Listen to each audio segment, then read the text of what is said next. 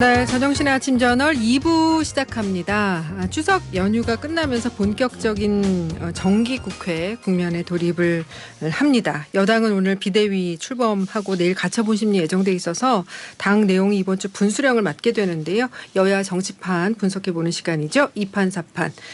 국민의힘 상근 부대변인 지내셨고 지금은 국민의힘 바로 세우기 국바세 대표 맡고 계시는 신인규 변호사 나오셨습니다. 어서 오십시오. 네, 국바세 대표 신인규입니다. 네, 임세은 전 청와대 부대변인이자 전 민주당 선대위 대변인 나오셨습니다. 어서 오십시오. 네, 안녕하세요. 성불하십시오. 네, 자 2판 4판 첫째 판의 주제는 추석 민심의 향방은입니다.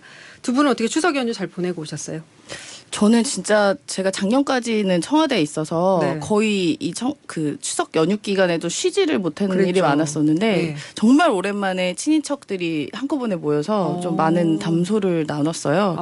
그래서 지금 민심이 어떻게 흐르고 가는지 우리가 언론 보도에서도 많이 막 여기저기서도 많이 나오는데 뭐 네. 그거랑 크게 다르지 않았던 이야기들이 많이 저는 실제로 듣고 또 예. 반성도 했던 지점도 있었습니다. 예. 뭐 당연히 이제 지금 현재 제일 어려운 게 절망스러울 정도로 너무 힘들다는 거예요. 이게 지금 고유가 뭐 고물가 지금 일단 그 추석 밥상 차리는 것만으로도 지난번보다 뭐 작년보다 뭐 몇 배 이상 돈 맞아요. 들었다고 이야기를 하더라고요. 배추 한 통이 15,000원 몇 개 정도 집으면 하고. 몇만 원 후딱 나와요. 예, 네. 실제로도. 그래서 그런 부분에 대한 어려움, 그다음에 태풍, 뭐 수해, 그다음에 우리가 지금 여러 가지 내외적으로 어려운 상황들 때문에 이제 국민들이 매우 고통스러워하고 있다. 네. 그런데 어쨌든 뭐 집권 여당과 정부가 가장 큰 무한 책임이 있겠지만 당연히 뭐 저희도 같은 그 국정에서 한 파트너로서 민주당도 뭐 여러 가지 반성해야 될 지점도 네. 분명히 있는 건 제가 확인을 했고요. 예. 근데 다만 저희가 이제 추석 전에 이제 뭐 추석 밥상에 뭐 우리가 민주당이 뭐 올라가느니 예. 뭐 국민의힘이나 뭐 윤석열 대통령이 올라가느니 막 이래저래 화제 공방이 얘기했었죠. 있었는데 예. 뭐 실제로 조사하면 국민의힘과 윤석열 대통령의 압승이었습니다. 살펴보니까 그 검색량이 가장 많았던 게 이제 김건희 여사더라고요. 예. 그래서 압도적으로 많았다. 이게 뭐 다른 2등보다 2배가 많았더라고요. 그 2등이 윤석열 대통령이었고 3등이 이준석 대표였고 4등이 이재명 대표였습니다. 그러니까 사실상 이 밥상에서 뭐 이런 반찬으로 가장 많이 이렇게 풍성했던 것은 이게 지금의 그 대통령과 대통령 가족 김건희 여사죠. 그리고 이제 집권 여당의 문제였던 것 같고 뭐 저희도 뭐 다소 당연히 이제 잘 정상화가 우리가 잘 민생에서 이제 우리가 협력할 수 있는 다양한 방법을 강구할 것이고 국민의 그런 추석 민심에 대해서 잘 경청하고 뭐 협치하거나 도와드릴 거 있으면 열심히 도와줘야겠다라는 예. 그런 걸 전 느끼고 왔습니다. 예. 자, 신인규 변호사는 이번에 좀 가족들 지인들 만나셨어요? 예, 뭐 저도 이제 추석 때 사실 우리가 친인척들을 만날 수 있지 않습니까? 네. 왜 자주 보지 못하는데 이제 사실 뭐 정치 얘기를 잘 안 하죠. 근데 안 하는데 아무래도 저는 또 제가 이제 정치에 몸을 담고 있다 보니까 네. 아무래도 이제 국민의힘이 핫하다 보니까 이제 많은 걸 물어보십니다. 그래서 뭐 왜 그런 거냐, 뭐였냐 이렇게 많이들 물어보시고 또 걱정도 많이 하세요. 그래서 이제 여러 가지 민심을 저도 청취를 해봤는데 네. 결과적으로는 제가 느끼기에는 뭐 국민의힘에 대해서 여러 가지 관심이 높은 거는 맞고 그러나 국민의힘도 참 마음에 차지 않고 또 민주당도 마음에 차지 않는다라는 것이 저는 이제 중론으로 느꼈습니다. 그러니까 국민의힘에 대한 문제 제기는 아니 왜 두 번 선거 다 이겨놓고 왜 갑자기 당내 지도체제를 흔들어가지고 이 사단을 만드느냐. 네. 그래가지고 왜 집권 여당에 대해서 그 예를 들면 정부를 잘 뒷받침 못한다 지금 이런 얘기들 나오고 있지 않습니까? 그럼 지도부를 왜 흔들었냐. 또 이런 고민이 끊이질 않는 겁니다. 예. 그리고 민주당에 대해서는 사실 아직도 대선과 지선 패배에 대해서 어떤 성찰을 했느냐. 왜 성찰도 없이 또 이재명 대표가 또 대표가 돼가지고 이 대선에 대해서 연장전의 그 피로감을 왜 자꾸 국민들한테 주느냐 뭐 이런 얘기들도 많이 하시더라고요. 네. 그래서 저는 이 양당의 정치 구조나 이런 행태가 이제는 좀 국민들의 신뢰를 많이 잃었고 이제 회복하기 참 어려운 단계에 이르지 않았나 저 이런 생각을 좀 해봤습니다. 예. 2판 4판 둘째 판으로 넘어갈게요. 시간상. 국민의힘 운명가를 가처분 변수입니다. 국민의힘이 이제 내일 바로 가처분 심리 있는데 이번에도 결정까지 좀 시간이 걸릴까요? 어떻게 보세요? 그 지난번에 1차 가처분 때가 이제 가장 핵심적이었던 결정이었는데요. 예. 당시에는 심리기를 진행하고 한 열흘 정도 걸렸습니다. 예. 그래서 열흘 정도 걸렸기 때문에 이제 내용 판단을 했기 때문에 이제 그렇게 시간을 많이 썼던 것인데 네. 이번에도 내용 판단을 들어가지 않을 수가 없습니다. 이번에는 지난번과 내용은 똑같고요. 네. 오히려 당원 당규를 개정을 해가지고 법원 판단을 뒤집는 지금 그런 비대위거든요. 그러니까 쉽게 말해서 혹을 하나 더 붙여서 가는 셈입니다. 예. 그래서 과거에 그 결정문에서는 헌법의 8조 2항을 문제 삼았다면 지금은 헌법 제13조에 나오는 참정권에 대한 소급 제한 금지 그리고 25조에 나오는 공무단임권이라는 기본권이 있습니다. 그러니까 이준석 대표가 가지고 있는 그 개인의 권리라는 것이 사적 권리가 아니라 헌법이 부여한 기본권에 해당이 되거든요. 네. 그리고 또 하나는 당원을 개정하는 절차에 있어서도 이것이 전당대회의 권한인데 예. 이거를 전국위원회를 통해 가지고 과거에 그렇게 했으니까 지금도 된다라고 이제 주장을 하겠습니다만은 예, 예. 그것이 받아들여지느냐는 또 다른 문제거든요. 어. 그러니까 왜냐하면 과거에는 이견이 없기 때문에 전국위에서 권한은 없지만 미리 하고 전당대회에서 추인했던 건데 이번에 이견이 많지 않습니까? 그래서 이런 부분에 대한 종합적인 판단이 나올 것으로 보여서 한 열흘 정도 저는 걸리지 않을까. 이번에도 열흘 정도. 예, 비슷한 예. 판단에 대한 시간이 필요할 것 같습니다. 예. 근데 국민의힘에서 가처분 이거 신문 연기 요청 검토하고 있다는데요. 뭐 아무래도 뭐 송달이 늦었다라든지 여러 가지 이유를 내세우고 있는데 사실은 사실관계가 동일하거든요. 그리고 네. 당원 당규 바꾸면서 사실 뭐 내용에서 이게 달라진 것들은 없어요. 그래서 뭐 시간이 부족하다라고 주장은 할 수 있겠습니다만은 이분에 대해서는 받아들이기 어렵습니다. 네. 그리고 과거에도 이준석 대표 측에서도 기일을 오히려 앞당겨달라는 신청도 했는데 그 판사님이 거부하셨거든요. 아, 네네. 그러니까 똑같은 논리로 이걸 늦춰달라는 것도 아마 거부를 할 가능성이 높다. 그래서 공정하게 심리를 하는 걸로 예. 하실 가능성이 높다고 저는 봅니다. 앞서 천하람 혁신위원은 이거 송달 안 받으려고 일부러 이렇게 피한 것 같다, 도망 다닌 것 같다, 뭐 이런 식으로 얘기를 하시더라고요. 뭐 복싱으로 치면 이제 도망다니는 이제 아웃복싱 같은 건데 뭐 도망다녀봤자 링 위에 있는 것이고 예. 어쨌든 시간이 차면 뭐 누가 이기든 지든 결과는 나오기 마련입니다. 예, 예. 임세원 전 대변인 이번 가처분 결과 어떻게 전망하세요? 아, 여기 전문가가 계신데 제가 어떻게 감히 꼭 전망을. 법정 같았어요. 예. 네. 아, 뭐 저희야 뭐 이런 부분에 대해서 판단을 그냥 뭐 보도나 이렇게 국민의힘에서 입장 나온 거 정도 수준으로밖에는 잘 알지는 못하고 예, 예. 뭐 그러니까 일부 법률 하시는 그 법조 전문가들은 이게 50대 50까지 나올 수도 있다 그러더라고요. 그래요? 그런 말도 저는 들었습니다. 그러니까 지금 말씀하신 것 좀 다른 의견을 일부러 얘기해야 될 것 같아서 네, 네. 그리고 그런 의견도 사실 있었다라고 말씀드리고 그리고 또 한편으로는 이 아까 말씀하셨지만 그 이번 가처분 심리를 다시 하는 게 뭐가 의미가 있냐. 이거는 사실 경찰이 이준석 압수수색 영장도 기각됐다는데 이건 사실상 이쪽에 힘을 주는 거 아니냐 뭐 그런 의견도 있었습니다. 근데 상당히 재밌는 게 뭐냐면은 네네. 이제 첫 번째 가처분 지금은 뭐 2, 3, 4차가 왔는데 이거는 일괄해서 하는 거니까 네네. 2차라고 보면은 예. 1차 가처분 때 많은 율사 출신들 전현직 의원들이 나와가지고 뭐 내가 판사 출신이다 뭐다 이렇게 권위를 내세워서 이거는 무조건 기각이다라고 뭐 이렇게 설득이 잘 안 되지만 네. 그냥 자기 경험에 비춰서 항상 그렇게 얘기를 하셨어요. 그렇죠. 근데 놀라운 사실은 이제 지금 이제 2차 가처분은 네. 1차를 보고 나다 보니까 지금은 한 언론에 보도되는 거 보면 한 반반 정도로 네. 많은 분들이 의견을 바꾸셨더라고요. 네. 그래서 이번에는 뭐 법과 원칙대로 재판부가 양심에 따라서 판단하지 않겠나 저는 이렇게 기대하고 있습니다. 예. 아마 1차 때는 이게 인용될지 모르고 설마 인용되겠어 하는 마음에 왜냐하면 지금 어쨌든 대통령과 이준석 대표의 싸움처럼 보여지는데 당연히 대통령의 힘이 갈 수 없기 때문에 이런 정치적 고려로 이건 보통 인용이 안 될 거다라는 의견이 더 실렸던 것 같은데 거의 이게 압도적으로 많았어요. 네, 저도 그렇게 들었었어요. 근데 이번에 이제 인용이 되니까 본인들도 놀란 거예요. 그러니까 이제 근데 왜 반반이냐면 이걸 다 뒤집을 수 있는 명분과 근거가 사실 없어서 이게 다시 인용이 인용이 될 거다 이런 얘기가 있는데 한편으로는 오히려 지난번 인용이 놀라웠었던 일이기 때문에 오히려 윤석열 대통령이 뒤처리를 많이 잘 해놨을 거다. 뭐 그런 뒤처리? 그러니까 뒤에 작업을 해놨을 거다. 소위 이른바 그런 썰. 의견도 있더라고요. 예. 그래서 반반이다 이런 의견이 있었습니다. 이거는 미확인 썰입니다. 네네. 아, 저도 들은 얘기입니다. 그냥 어디서. 예. 그 이준석 대표가 16일에 경찰 소환 앞두고 있잖아요. 가세현하고 얽힌 무고 이 부분은 어떻게 될 것 같으세요? 근데 이게 사실 그 참 징계를 갖다가 또 한 정치인에 대해서 생명을 끊겠다라는 이런 당의 시도가 얼마나 국민들께 참 보일지 의문입니다. 네. 그러니까 뭐 징계라는 것이 요즘 뭐 매일 징계 나오니까 너무 우리가 이게 쉽게 받아들이는 경향이 있는데 사실 굉장히 좀 무시무시한 거 아닙니까? 그렇죠. 징계라는 걸 통해서 한 당에 있는 사람을 축출하기 시작하면 아마 그 다음 차례를 다 기다리고 있을걸요. 그러니까 이게 얼마나 민주주의에 반하는 행동인지를 먼저 저는 짚고 싶고 예. 사실 그 전부터도 계속 예견됐던 결과입니다. 뭐 이 경찰 조사에서 소위 말하는 그 성상납이라는 그 조사에서 뭐 공소권 없음으로 정리를 해가지고 뭐 내용은 있는데 뭐 시효가 지나서 처벌 못한다 이런 식으로 모욕을 주고 그 모욕을 준 걸 가지고서 또 이제 이 뒤에 따라붙는 명예훼손이나 이런 부분에 대해서 이거를 무고로 갖다가 기소해서 결국은 제명을 하겠다. 그러니까 답정너 제명이에요. 그냥 답은 제명으로 가는 겁니다. 그래서 네네. 저는 살다가 이렇게 답을 정해놓고 제명하는 건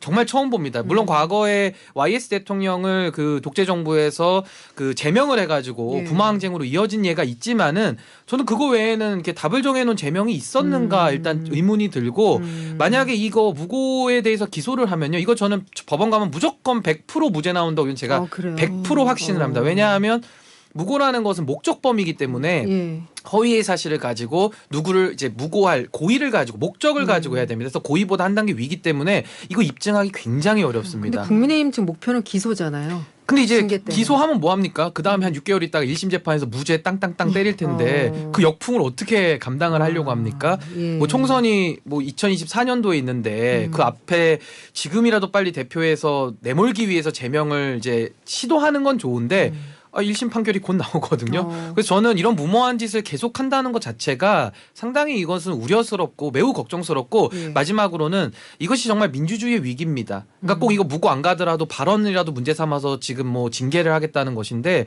그 얼마나 민주주의를 위협하는 행태입니까? 그래서 저는 상당히 우려스럽습니다. 예. 그 이준석 대표 변호인단에 계시니까 한 가지 더 여쭤보면 그건 아닙니다. 제가 이준석 변호인단 대표의 아니에요? 변호사 대리인은 아니고 당원들의 대리인이었죠. 예, 어쨌든 네. 그 뭐 법률적인 거 많이 담당하시잖아요. 뭐 가처분 할 때도 외부 계속 자문자 정도. 꼬리 빼시는 거예요. 왜 그래? 답을 주세요. 이긴다며요. 아니, 딴 게 아니라 만약에 추가 징계까지 이제 만약 기소가 된다면 이준석 대표가 추가 징계까지도 이제 수용을 해야 되는 상황이 되는 것 같은데 그러면 뭐 대응책이 있습니까? 근데 이제 징계는요. 그때 그 윤리 때 그때 징계가 한 번 있었고 예. 이것도 또 두 번째 징계입니다. 예. 그러니까 첫 번째 징계에 대해서는 가처분을 안 했어요. 그리고 그때 저도 사적으로는 제가 이렇게 뭐 얘기를 할 때 저도 그걸 안 했으면 좋겠다 얘기는 했거든요. 왜냐면 네. 개인의 문제이기 때문에 네. 가처분으로 들어가는 게 경솔할 수 있다라고 했는데 이번에 이거 2차 징계는 탈당 권유 내지는 제명밖에 할 수 있는 게 없어요. 예. 그러면 당에서 내쫓는 건데 이거는 가처분으로 다툴 만한 실익이 크고 저는 법원 들어가면 이것도 이길 가능성이 높다고 봅니다. 그래요. 예. 명쾌하십니다. 네네. 자꾸 제명 얘기가 나오니까 제가 계속 뜨끔뜨끔하고 있어요. 왜요? 아니 저희 그쪽은 당 이제 스펠링이 대표가 다르기 때문에. 제명 얘기니까 저희가 당 대표 이름이 이재명 대표라서 어이와 아이를 어떻게 요즘 구분해서 발음을 해야 제명이라는 되는데. 단어가 하여튼 너무 남용되는 거 아니냐 예. 생각이 좀 듭니다. 예. 이 이제 상황들 때문에 이제 신당 창당 얘기 계속 나오잖아요. 네. 임세훈 전 대변인은 신당 창당 가능성에 대해서는 어떻게 보세요? 지금 당장은 당연히 그렇게 되기는 불가능할 거라고 여겨지고 네. 그리고 이준석 대표가 늘 이야기했던 걸로 제가 기억하는데 예. 본인이 신당 차릴 일은 없다. 그럼 뭐 유승민 전 대표도 비슷한 취지로 이야기하셨던 것 같고요. 그 예전에 그 이른바 바른미래당 네. 나가서 한번 여러 가지 어려운 일을 겪었고 그렇죠. 그 당시에 나갔기 때문에 뭐 민주당한테 좋은 일을 해줬다, 총선 압승시켜줬다라는 여러 가지 논리들이 있었기 때문에 아마 뭐 저희 당도 예전에 이제 국민의당으로 한번 이렇게 분당됐던 경험도 있고 해서 아마 양당이 신당 창당을 하기는 조금 뭐 정치적으로는 고려를 어려울 것 같습니다. 이제 다만 이 부분은 좀 고려를 해야 되는 게 이거는 그냥 개인적 의견입니다. 그러니까 네. 과거를 비추어 봤을 때. 그러면 예를 들어 저희가 이제 총선쯤 되면 예를 들어 이준석 대표가 대표로 쭉 간다는 전제를 한다면 지금과 이른바 윤핵관이었던 분들이 다음 공천에 대해서 굉장히 좀 불안해할 수도 있지 않겠습니까? 그러면 총선에 조금 가까이 가서는 그런 공천이 안 될 거라는 우려로 미리 이제 선 창당을 할 수도 있는 게 아니냐라는 뭐 여러 가지 그때 가서 네네 예. 그런 부분은 고려를 할 수 있을 알겠습니다. 것 같아요. 네. 예, 새 재판 주제로 넘어가죠. 쌍특검으로 가나입니다. 그 추석 전에 민주당 당소속 의원 전원 명의로 김건희 여사에 대한 특검 법안 발의를 했는데 이재명 대표가 자신에 대한 특검도 같이 하자 이른바 이제 쌍특검을 제안하면서 이제 전면전에 나서고 있었는데 어떻게 전망하세요? 예, 뭐 지금 쌍특검이라고 네이밍이 돼서 자꾸 나오는데 네. 아무래도 이재명 대표의 그런 사법 리스크 뭐 전체 왜냐하면 상당히 양이 많습니다. 여러 사건들이 있고 그다음에 이제 김건희 여사에 대한 아마 그 사건들에 대한 걸 쌍특검이라고 부르는 것 같아요. 네네. 근데 지금 여기서 문제는 뭐냐면은 이재명 대표에 대한 사법 리스크는 지금 만들어진 게 아닙니다. 이건 국민들께서 다 기억을 이제 소환해 보시면은 과거에 있었던 일, 그러니까 쉽게 네. 말하면 성남시장 시절, 경기도지사 재직 시절 이럴 때 있었던 뭐 변호사비나 성남 FC, 뭐 대장동, 백현동 이제 이런 것들인데. 여기에 대해서는 특검 필요성이 그때부터 나왔어요. 대선 이전부터도. 예. 예, 그러면서 당시에도 뭐 윤석열 대통령이 몸통이다 뭐 이런 논쟁이 있지 않았습니까? 근데 이거를 수사하는 거에 대해서 문재인 정부 때 수사가 안 됐기 때문에 지금 현 정부에서 수사를 해야만 하는 상황이거든요. 네. 근데 이거를 갑자기 김건희 여사 건에 대해서 일부 남아있는 사법 문제가 있다고 해서 이거를 마치 교환하듯이 특검을 교환하자 이거는 좀 어폐가 있습니다. 왜냐하면 특검이라는 것이 보통 권력형 비리라든지 권력자들에 대해서 이제 수사를 검찰이 못하다 보니까 특검을 별도로 임명하는 것이거든요. 네. 이 특검 준비 과정부터 상당한 정쟁적 요소가 있는데도 불구하고 특검에 실익이 있기 때문에 하는 겁니다. 그런데 김건희 여사 건은 뭐 학력 문제라든지 도이치모터스라든지 여러 가지 지금 논쟁들이 있잖아요. 근데 네. 저도 그 수사가 좀 부실하다라는 면에 대해서는 문제 제기하는 거 동의합니다. 예. 그러면은 수사 절차에 대해서 좀 더 공정성을 확보할 수 있도록 수사기관을 채찍질한다든지 여러 가지 문제 제기를 통해서 이걸 바로잡을 생각을 해야지 그냥 이재명 대표도 문제가 많고 그쪽도 문제가 많으니까 마치 물 타는 식으로 섞어가지고 교환한다는 것은 특검의 취지에도 맞지 않고 정치 전략적으로도 이것은 좀 도를 좀 넘은 것이다. 저는 그렇게 평가하고 싶습니다. 그러니까 수사가 미진하니까 이재명 대표 입장에서는 나는 자신 있다. 쌍특검하자. 뭐 약간 이런 취지였던 것 같아요. 그럼 제가 그걸 예. 하나만 말씀드리면 예, 예. 수사에 예. 대해서 자신이 또 시간 있으면 없겠네, 또. 떳떳하다는 거니까 네. 지금 수사기관에서도 불러도 전혀 문제될 게 없는 겁니다. 떳떳하기 때문에. 네네. 네. 예, 말씀하시죠. 네, 그 지난 사건 다 지난 사건인 거죠. 이재명 대표도 마찬가지고 김건희 여사 건도 다 뭐 지난 일들인 거죠. 지금 다 당장 일어난 일이 아니라 저희 대선 때도 뭐 학력 위조, 경력 위조 이 부분은 실제로 김건희 여사가 그 당시 후보 시절 본인이 먼저 방송에서 실토를 했었습니다.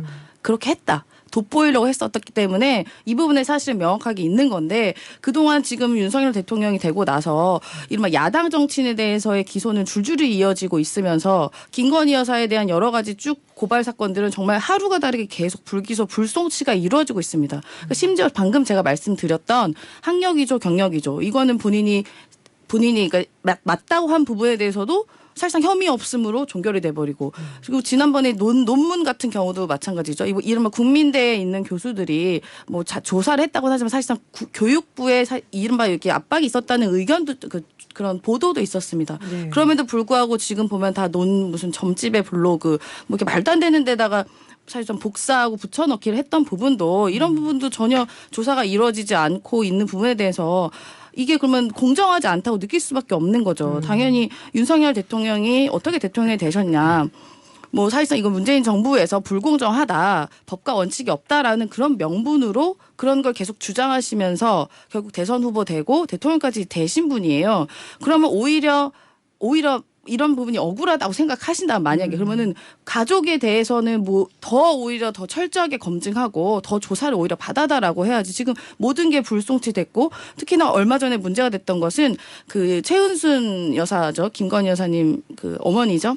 예. 어머니께서 그 관련돼 있는 양평 공흥지구 관련돼서도 이걸 조사하고 있었던 경찰을 대통령 취임식에 딱 약간 표적해서 초청을 했단 네, 말이에요. 네. 근데 이런 부분이 있으면 이게 어떻게 공정한 수사를 우리가 바랄 수가 있겠습니까? 그리고 지금 권력자에 대해서 이거를 특검을 한다고 말씀하셨는데 지금 김건희 여사가 사실상 선출된 권력은 아니지만 대통령 배우자로서 여러 가지 큰 영향을 행사할 수도 있고 실제로 행사하시지도 않았습니까? 그냥 민간인을 비행기 우리 전용기에 데려가기도 하고 민간인을 뭐 어디 봉화마을 같은 데 가가지고 여러 가지 문제가 있었고 그런 부분이 또 이 국정 운영에 큰 리스크로 작용했고 또 지지율 하락의 원인 중에 하나이기 때문에 이런 부분은 저희는 바로 잡고자 하는 부분입니다. 그래서 이재명 대표도 당당하게 수사를 받겠다. 근데 지금 뭐 이른바 저희 뭐 공직선거법 위반이라고 했던 부분이 이재명 당대표에 대해서 이 부분이 그 당시 국정감사에서 말을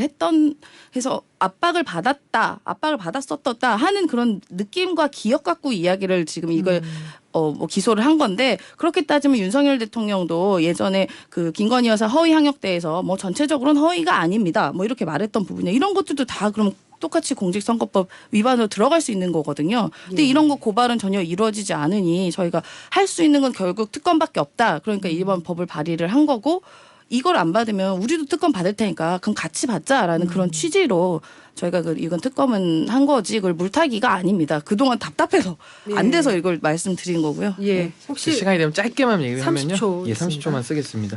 일단은 왜 쌍특검으로 묶지 말라는 거고요. 지금 뭐 여러 가지 문제 제기하셨는데 다 타당한 부분도 있어요. 근데 그걸 자꾸 섞지 말라는 것이고 이원석 체제하에서 이제 검찰이 세팅이 되지 않았습니까? 예. 기존 검찰 수사 일단 받으세요. 왜냐하면 떳떳하시기 때문에 기존 검찰이 하나 특검이 하나 결과 똑같을 겁니다. 그러니까 저는 기존 특검 자꾸 특검 얘기할 게 아니라 기존 검찰 내 수사를 받으시라는 것이고 자꾸 이거를 특검으로 가야 된다는 식으로 딜을 한다는 것이 국민들 보시기에는 상당히 이건 좀 문제가 있다 이렇게 평가하고 싶습니다. 알겠습니다. 자, 화요정치 토크 2판 4판 여기까지 하겠습니다. 지금까지 임세은 전 청와대 부대변인, 신인규 전 국민의힘 상근 부대변인과 함께했습니다. 두 분 말씀 잘 들었습니다. 고맙습니다. 네, 고맙습니다. 네, 감사합니다.